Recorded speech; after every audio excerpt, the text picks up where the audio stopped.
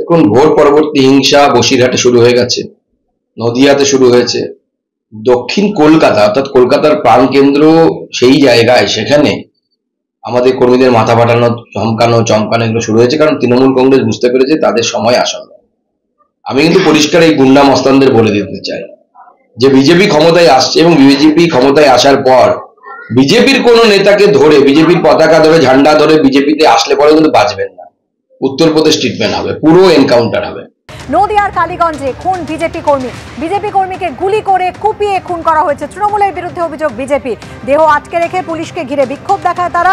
ভোটের আগে সিপিএম ছেড়ে বিজেপিতে যোগ দেওয়ায় খুন, এমনটাই পরিবারের তরফ থেকে দাবি করা হয়েছে। পারিবারিক বিবাদের জেরে খুন, পাল্টা দাবি করেছে শাসক দল।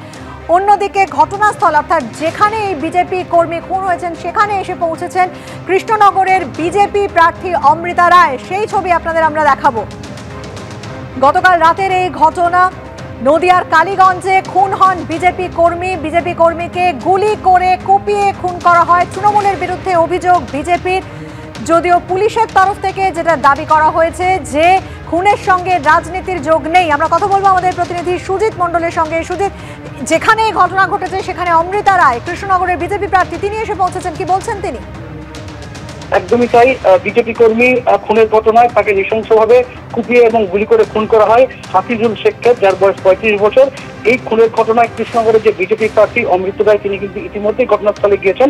এবং যেটা জানিয়ে রাখি, কালীগঞ্জের পচা চাঁদপুরের রেল লাইন পাড়ার বাসিন্দা হাফিজুল শেখ, যার বয়স 35 বছর, তিনি বাড়ির কিছুটা দূরে গতকালকে সন্ধ্যাবেলায় 34 নম্বর জাতীয় সড়কের পাশে পুলিশ এবং স্থানীয় সূত্রে যেটা জানা যাচ্ছে, তিনি সেখানে প্রতিবেশীদের নিয়ে ক্যারম খেলছিলেন।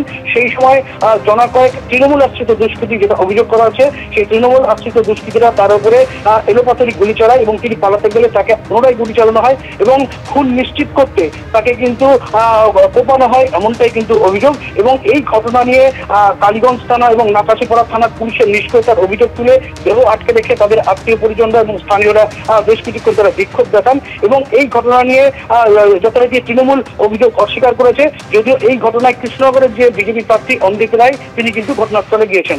বৃষ্টি, ধন্যবাদ সুজিত।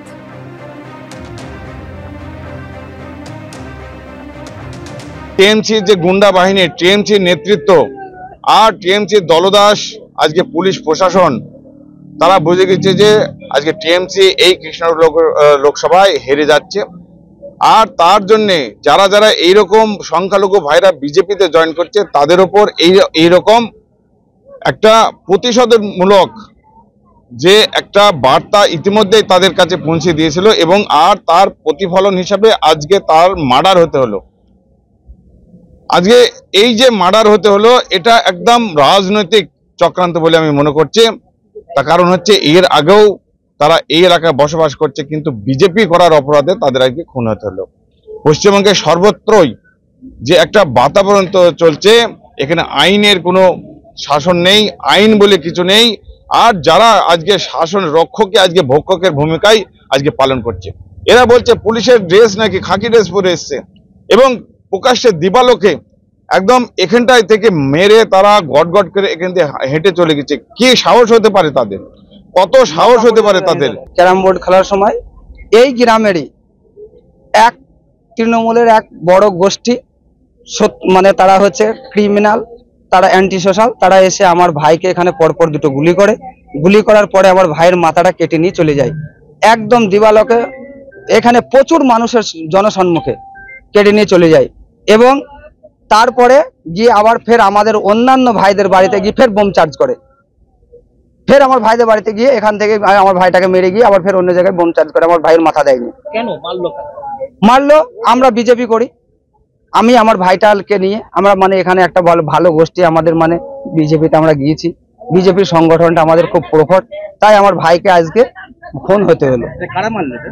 এটা মারলো এখানকারের কাসেম, সহজ, নাসিম, সবুর, আলী, বান্ডু, ভেটা, তৃণমূলের গুন্ডা বাহিনী, বিজেপি করার কারণে আজকে আমার ভাইকে খুন হতে হলো।